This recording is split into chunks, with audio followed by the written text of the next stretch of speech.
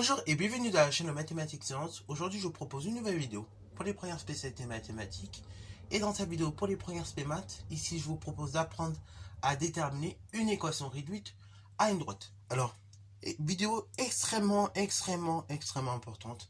Si vous n'avez pas traité cette partie-là en seconde, équation de droite, notamment les équations réduites de droite, fonction affine que vous n'étiez pas trop à l'aise là-dessus, que vous étiez très en retard, donc je vous conseille fortement de suivre cette vidéo. Elle va nous servir pour un prochain chapitre du coup qu'on va faire juste après en fait. J'avais prévu faire de la physique chimie, mais c'est pas grave, on le reportera un petit peu plus tard. Donc là, pour un prochain chapitre, il va nous servir très bientôt sur la dérivation. Donc, c'est pour ça qu'il faut être à l'aise avec ces choses-là. Alors, du coup, on demande de déterminer l'équation réduite de la droite D. Donc, on donne 2 points. Voilà. Donc, ce que je vous propose, c'est de mettre la vidéo en pause, réaliser l'exercice, et ensuite, on va tout simplement corriger. Sur ce, donc, correction. Alors, bon, déterminer l'équation réduite de droite, déjà, il faut se rappeler à quoi ressemble justement une équation réduite de droite. Une équation réduite de droite, c'est très simple. C'est de la forme y égale un nombre fois x plus p. Donc, y égale mx plus p. Le m, c'est ce qu'on appelle le coefficient directeur ou bien la pente de la droite. Là, ici, on parle de pente parce qu'on est dans le cas d'une droite. Ok, voilà, on parle de coefficient directeur aussi par moment. Mais vous verrez dans le chapitre donc sur la dérivation qu'il va attaquer juste après en fait. Voilà. Et tout simplement, ce nombre-là, le nombre m, on peut appeler ça aussi le taux d'accroissement, ou bien tout simplement donc le taux d'évolution. Ok, voilà. En tout cas, voilà. Il y a plusieurs noms pour ce m, mais la plupart du temps, voilà. Si on parle d'une droite, c'est une pente ou bien coefficient directeur. Et pour tout ce qui s'agira de dérivation, on parlera même de taux d'accroissement. Le P, le réel P, c'est tout simplement très simple, c'est l'ordonnée à l'origine.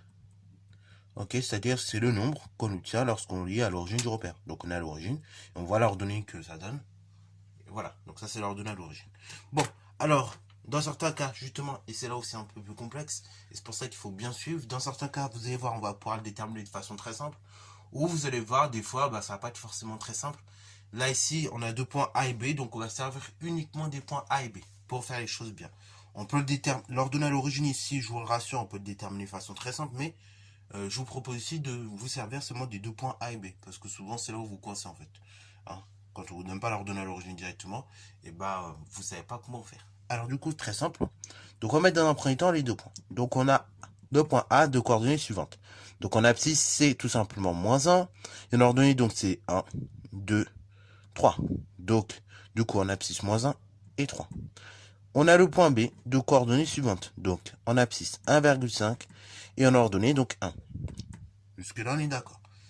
Alors, du coup, dans un premier temps, en fait, le but de l'exercice est de déterminer M, puis P.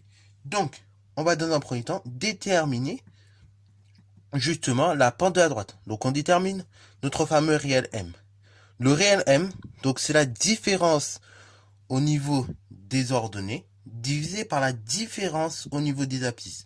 Autrement dit, donc, ce serait delta y sur delta x ou bien yb moins ya divisé par xb moins xa.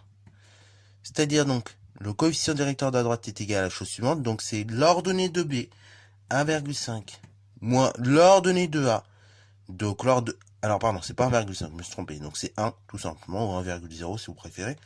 Moins donc l'ordonnée de a, donc l'ordonnée de a c'est 3, divisé par l'abscisse de b. Donc là ce coup-ci c'est bien 1,5 moins l'abscisse de a. Donc l'abscisse de a c'est moins 1. Ok, donc le coefficient directeur ou la pente de la droite, c'est égal à la chose suivante. 1 moins 3, donc ça fait moins 2. 1,5 moins 1, c'est comme 1,5 plus 1, donc ça fait 2,5.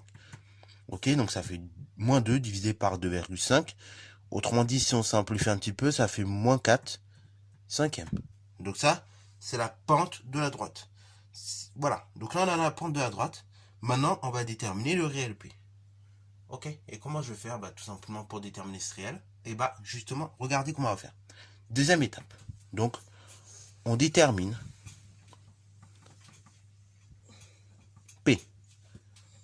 Ok, donc on va prendre un des 2 points en fait. On sait que l'un des 2 points, de toute façon, A et B, ils appartiennent à la droite. Donc soit je choisis A, soit je choisis B. Mais en tout cas, je vais choisir l'un des 2 points pour déterminer ce fameux réel B. Ce fameux réel P. Ok? Donc, du coup, comment je vais faire? On sait que le point A, par exemple, il appartient à notre fameuse droite D. Cela équivaut à dire que l'ordonnée de A, YA, est égal donc à notre coefficient directeur 4 cinquièmes multiplié par l'abscisse de A plus ce fameux réel P équivaut à donc l'ordonnée de A. On a dit que l'ordonnée de A, du coup, c'était 3, qui est égal donc à moins 4 cinquièmes multiplié par l'abscisse de A. Donc l'abscisse de A moins 1 plus P. Bon, après, il s'agit de faire un petit calcul numérique. Du coup, ça donne la chose suivante. Donc, en réduisant un petit peu, ça fait donc 3 qui est égal à la chose suivante. Donc là, moins par moins, plus. Après 4 cinquièmes fois 1. Donc ça fait tout simplement 4 cinquièmes en fait. Plus notre fameux réel P. Ok, bravo. Alors là, je vais pas avoir la place, du coup, je vais faire un petit peu plus loin. Donc là, 3 égale 4 cinquièmes plus P. Bah, moi, ce qui me dérange, c'est ce fameux 4 cinquièmes, cette addition par 4 cinquièmes. Donc, je vais tout simplement le dégager en faisant moins 4 cinquièmes. Donc, ça fait P égale 3 moins 4 cinquièmes. Ce qui veut dire, donc, si je réduis tout au domaine dénominateur, P est égal à la chose suivante. Donc, ça fait 15 sur 5 moins 4 cinquièmes équivaut à P égale la chose suivante. Donc, tout simplement, 15 moins 4, 11 cinquièmes. Donc là, vous voyez que finalement, 11 cinquièmes, bah, graphiquement, ça aurait été difficile à lire. Nous, on aurait estimé à peu près 2 en ordonnée à l'origine. En réalité, c'est bien plus que 2, hein, vous le constatez vous-même, c'est 2,2. Ok, si on faisait calcul numérique.